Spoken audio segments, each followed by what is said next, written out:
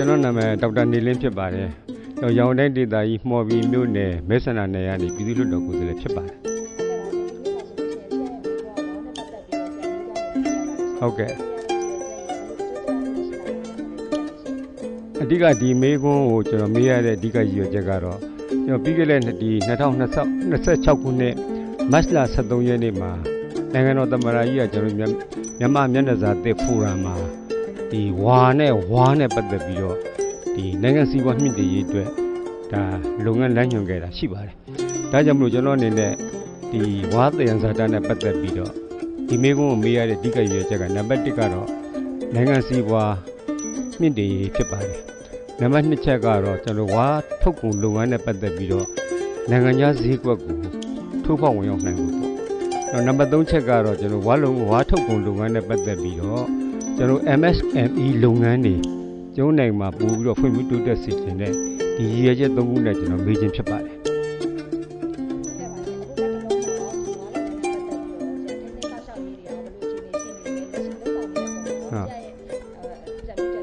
အဲ့တော့ဝါသယံဇာတကကျွန်တော်နိုင်ငံမှာဒါဥပမာကျွန်တော်တို့ကမ္ဘာနိုင်ငံတစ်ခုလုံးနဲ့ဆိုင်ပေါ့လေဝါကတော့ကျွန်တော်တကမ္ဘာလုံးမှာပေါက်တာဒါပေမဲ့အထူးသဖြင့်တော့အရှေ့တောင်အာရှဒေသရဲ့အိန္ဒိယနဲ့အမေရိကန်နိုင်ငံတွေမှာတချို့နေရာတွေမှာပေါက်ပါဖြစ်ပါတယ်။ကျွန်တော်နိုင်ငံမှာဆိုရင်တော့အထူးသဖြင့်ကျွန်တော်ပဲခူးရိုးမရဲ့တင်းတင်းသားကြီးရဲ့ကျွန်တော်တို့ရခိုင်ပြည်နယ်ဘက်မှာဒါအဓိကပေါက်ပြီးတော့ဝါဧကကျွန်တော်သစ်တော်ဌာနရဲ့စင်းစရာများအရာဆိုလို့ရှိရင်ဝါစိုက်ဘူးဧက198,800ကျော်ကျွန်တော်တို့စတူယန်ကီလိုမီတာလောက်ရှိပါတယ်။ဒါဒီ3နေရာတည်းမကဘူးကျန်တဲ့ကျွန်တော်တိုင်းတဲ့ပြည်နယ်တွေမှာလည်းဝါတွေအနှံ့ပြပေါက်နေတဲ့အတွက်ကြောင့်ဒီကျွန်တော်နိုင်ငံအတွက်မြေကြီးကနေထွက်လာမြေကြီးရဲ့သယံဇာတပေါ့လေဝါသယံဇာတဟာကျွန်တော်နိုင်ငံအတွက်သဘာဝအရင်းမြစ်တစ်ခုဖြစ်တဲ့အတွက်ကြောင့်ဒါအရေးကြီးတဲ့လုပ်ငန်းတစ်ခုဖြစ်တယ်လို့ကျွန်တော်အနေနဲ့ထင်ယူဆပါတယ်။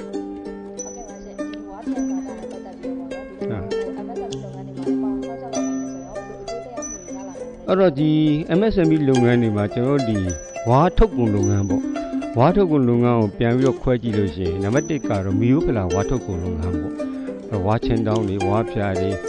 ဝါနှီးတွေအစရှိသည်ဖြင့်တော့ဝါသရာတွေဝါနဲ့စောက်တဲ့အဆောက်အဦတွေအစရှိပြီးမီယိုဖလာဝါထုတ်ကုန်လုပ်ငန်းလည်းရှိတယ်။နောက်တစ်ခုကတော့တန်ဖိုးမြင့်ဝါထုတ်ကုန်လုပ်ငန်းပေါ့တန်ဖိုးမြင့်ဝါထုတ်ကုန်လုပ်ငန်းကတော့ကျွန်တော်တို့ဝါနဲ့ပတ်သက်တဲ့ဒုတိယလုပ်ငန်းတွေနောက်တော့ကရွန်းတဲ့လုပ်ငန်းတွေပေါ့အထူးသဖြင့်တော့ဝါတူလုပ်ငန်းတွေပေါ့နော်အထူးသဖြင့်တော့ကျွန်တော်တို့ဝါဖြာတို့ဝါမြက်ဖြာလုပ်ငန်းတို့အစရှိပြင်ဒီလို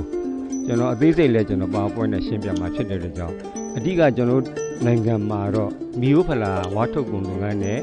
တန်ဖိုးမြင့်ဝါထုတ်ကုန်လုပ်ငန်း2ခုဆိုတာရှိပါတယ်အဲဒီလုပ်ငန်း2ခုကတော့ကျွန်တော်နိုင်ငံမှာအဓိကဖြစ်တဲ့အတွက်ကြောင့် MSME လုပ်ငန်းတွေတီးတဲ့ပုံမဖွံ့ဖြိုးပြီးတော့နိုင်ငံခြားဈေးကွက်ကိုကျွန်တော်နဲ့ထိုးပေါက်ဝင်ရောက်ချင်ပါတယ်။ဘာဖြစ်လို့လဲဆိုတော့တခြားနိုင်ငံတွေမှာဆိုလို့ရှိရင်ဒီကျွန်တော်ပြောတဲ့မီယိုဖလာတန်ဖိုးမြင့်အပြင်ကိုအဆင့်မြင့်ဆိုနည်းပညာမြင့်ပေါ့နည်းပညာရဲ့ဝါထုတ်ကုန်လုပ်ငန်းအောင်ထက်ပါတယ်။ဘာချို့အထူးသဖြင့်ပေါ့လေအထူးသဖြင့်တရုတ်နိုင်ငံနဲ့အိန္ဒိယနိုင်ငံတွေမှာဆိုဝါကနေချီမင်းဝါချီမင်းနဲ့ရောဆက်တဲ့အထည်အဲ့လောက်ထိကျွန်တော်တို့ကနည်းပညာတားတူးတဲ့ကြောင့်ဒါနိုင်ငံခြားဈေးကွက်မှာဒါအကြီးအကျယ်ကျွန်တော်တို့ဖြစ်ပါတယ်လုပ်ငန်းတစ်ခုဖြစ်ပါတယ်။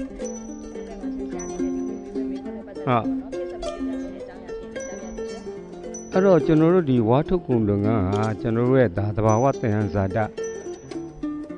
တစ်ခုလည်းဖြစ်တယ်နောက်တစ်ခုကနိုင်ငံခြားကနေကျွန်တော်သွင်းရတဲ့သွင်းကုန်ပစ္စည်းမဟုတ်ဘူးနောက်ကျွန်တော်ဘိုးစဉ်ပေါင်ဆက်ထဲကကျွန်တော်ဒီမြေပေါ်မှာပေါက်နေတဲ့သဘာဝသယံဇာတဟာ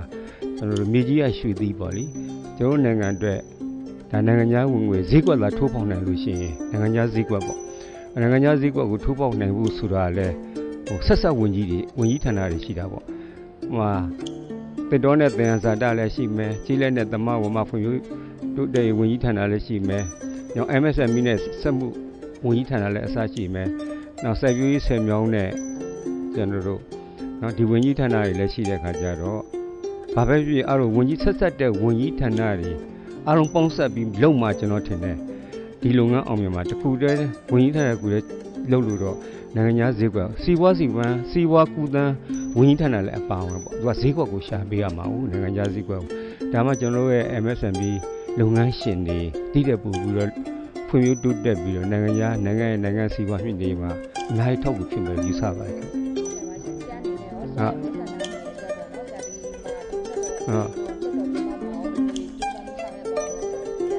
ဒါကတော့ကျွန်တော်နှစ်ပိုင်းပေါ့ညာတစ်ပိုင်းကတော့ကိုယ်မဲဆန္ဒမှာရှိပြည်သူလူထုတွေကျွန်တော်အထောက်ကူပြအောင်ဆိုကျွန်တော်လုပ်ပေးရမယ်တာဝန်လည်းရှိသလိုနိုင်ငံစီးပွားမြင့်တင်ရေးပေါ့လိုအပ်တဲ့ကျွန်တော်လုပ်ငန်းတွေကိုလည်းကျွန်တော်ပံ့ပိုးပေးရမှာပေါ့ဒါကျွန်တော်မဲဆန္ဒနဲ့တော့ကတော့လမ်းလူအချက်တွေရှိမယ်တရားလူအချက်တွေရှိမယ်စာသင်ကျောင်းတွေစေုံစေကန်းဒါတွေကတော့ကျွန်တော်တို့သက်ဆိုင်ဝန်ကြီးဌာနနဲ့ညှိနှိုင်းပြီးတော့အားလုံးဖြည့်ဆည်းပေးလို့ရပါတယ်ဟုတ်ကဲ့ကျေးဇူးပါ